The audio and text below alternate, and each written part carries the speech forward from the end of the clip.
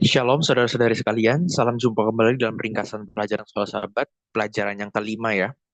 Judul besarnya adalah Kesaksian Orang Samaria dan hari ini 30 Oktober judul pelajarannya adalah Pernyataan Yesus. Sebelumnya kita akan bersatu dalam doa. Bapa di surga, tuntun kami dan Kuasa Roh Kudus-Mu agar kami dapat memahami pelajaran yang baik ini dan kami terapkan di dalam kehidupan kami sehari-hari. Dalam nama Yesus Kristus kami berdoa, amin.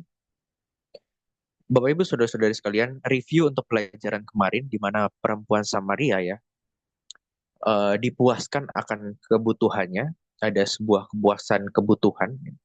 Di sini di mana Yesus membuka percakapan ya di ayat 8 sampai 12 dari Yohanes pasal 4. Dia membuka percakapan dengan perempuan itu dengan menggunakan kebutuhan jasmaninya untuk meminta minum, kebutuhan jasmani Yesus ya. Tetapi perempuan itu mempertanyakan posisi hubungan kedua ras yang berseberangan antara Yahudi dan Samaria. Dan di dalam tanggapannya Yesus, Yesus kemudian meninggalkan kebutuhan Yesus sendiri dan menunjukkan bahwa perempuan itu mempunyai kebutuhan yang lebih mendalam, yaitu kebutuhan yang dapat dipenuhi oleh Tuhan Yesus Kristus yang menyatakan dirinya adalah sumber air hidup, ya.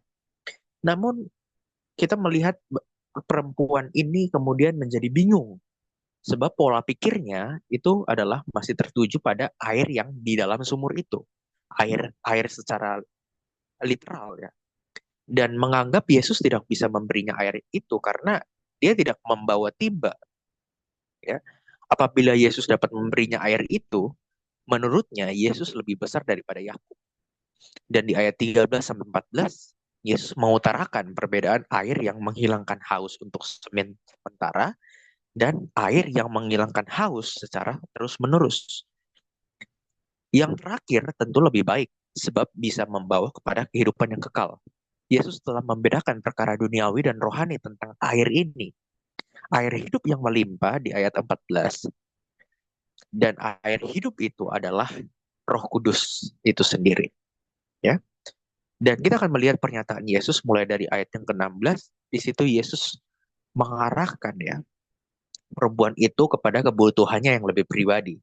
Ya, ketika perempuan itu tetap tidak mengerti ya, karena dia hanya membayangkan air yang dimaksud itu, oh berarti dia tidak perlu lagi susah-susah datang ke sumur Yakub untuk menimba air. Ya.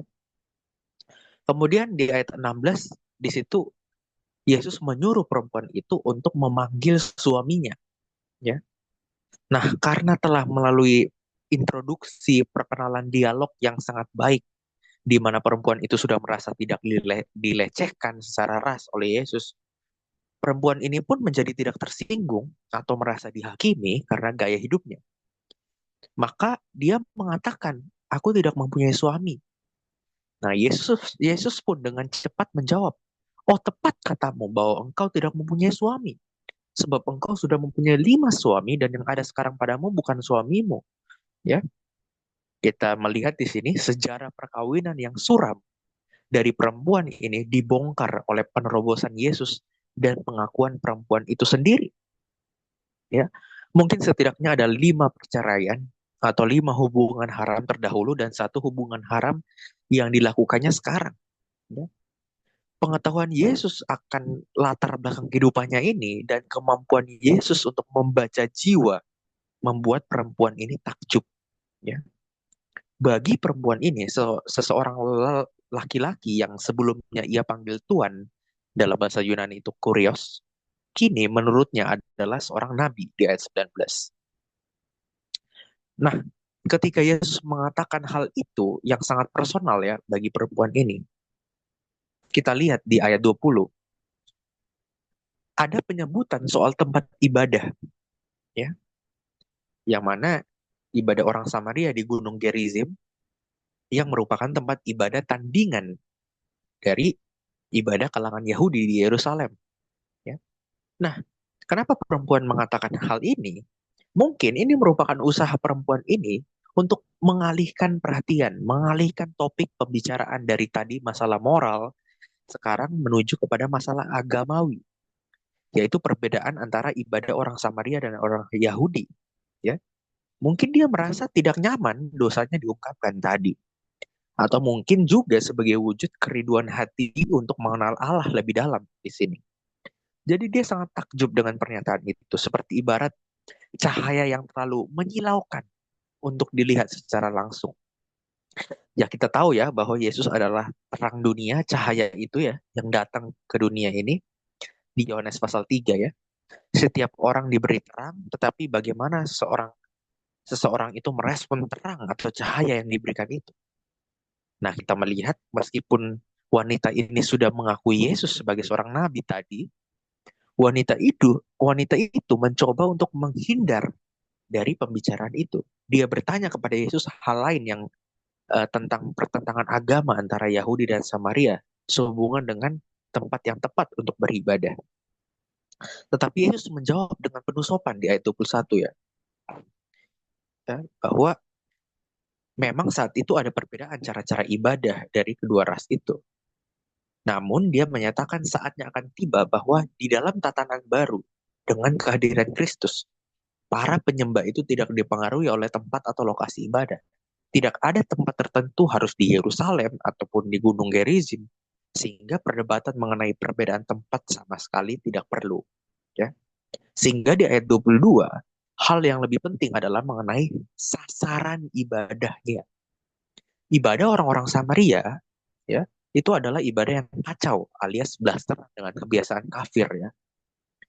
Meskipun mereka menerima 5 kitab Musa ya, namun mereka tidak menyembah Allah yang benar ya. Mereka menyembah yang tidak mereka kenal. Sedangkan Yahudi itu menyembah apa yang mereka kenal, dan keselamatan datang dari bangsa Yahudi ya. Yesus mengatakan demikian ya. Ya, orang Samaria hanya membatasi diri mereka kepada kitab Musa saja. Dan sebagai kelanjutannya, Tuhan Yesus menjelaskan sistem penyembahan yang universal yang dilakukan penyembah-penyembah sejati dan tidak dibatasi oleh lokasi dan tempat. Ya. Karena penyembah-penyembah sejati itu menyembah Allah di dalam roh dan kebenaran. Ya. Karena apa? Karena Allah itu adalah roh. Yang disembah itu adalah roh. Di ayat 24 ya. Pengertian Allah itu roh. Bukanlah hal yang asing dalam pengertian Yahudi. Tetapi Yesus menekankan bahwa penyembahnya pun harus selaras dengan yang disembah. Formalitas ibadah, keagamaan, kita beribadah di gereja, itu tidak akan menyentuh apa-apa jika dilakukan tanpa roh. Mau ibadah di mana saja ya. Ya. Maka di Yohanes 4 ayat 25 ketika mendengar pernyataan ini, perempuan itu pun menyinggung tentang datangnya Mesias yang mungkin dilandaskan dari kitab Pentatuk atau 5 kitab Musa ya, yang diterima oleh orang Samaria sebagai kitab suci mereka, yaitu akan datangnya nabi yang paling unggul. Yesus dengan pasti mengatakan dengan kalimat ilahinya dalam ayat 26 bahwa yang dimaksud Mesias itu adalah dia itu sendiri. Akulah dia, yang diterjemahkan dari kata ego eimi dalam bahasa Yunani. Dan frasa ego eimi ini begitu penting mengontraskan terhadap apa yang sudah dikatakan Yesus dalam ayat 20 tadi. Dan dalam ayat 26 ini Yesus Kristus menyatakan bahwa dialah arah atau fokus daripada penyembahan atau ibadah itu. Ya.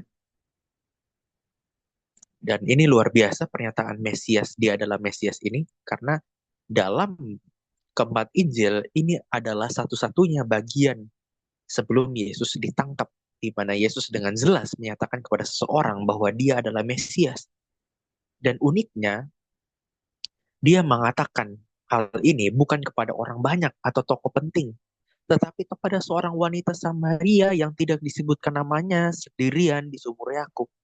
Dinyatakan kepada wanita ini yang sangat sederhana, seseorang yang berdosa dengan karakter yang meragukan, tetapi dipercayakan dengan kebenaran yang luar biasa bahwa Yesuslah Mesias yang telah lama ditunggu-tunggu. Artinya apa Bapak Ibu? Yesus tarik kepada setiap jiwa yang kesepian, yang merasa sendirian, dan yang merasa terpisah. Ya, sebuah pekabaran yang luar biasa. Di sini Yesus menuntun orang ini secara bertahap kepada kebenaran. Sebagai penutup di bagian penuntun guru dikatakan, demikian juga harusnya kita tidak boleh menunjukkan pilih kasih dalam menjangkau orang-orang, baik mereka kaya atau miskin, dari status seperti status sosial lebih tinggi atau lebih rendah. Perbedaan seperti ini seharusnya tidak menjadi masalah bagi kita karena itu tidak penting bagi Kristus. Semua orang yang berhubungan dengan kita memiliki suatu kesamaan, yaitu kebutuhan mereka akan pengampunan dan penebusan dari Tuhan Yesus. Jadi kalau kita mau melayani, melawat, mendoakan, memberi pertolongan kepada orang-orang, jangan pilih kasih Bapak Ibu. Seperti apa yang dilakukan oleh Yesus kepada wanita Samaria yang sangat sederhana ini. Demikian pelajaran sahabat kita, kiranya menguatkan iman dan percaya kita. Tuhan Yesus memberkati. Amin.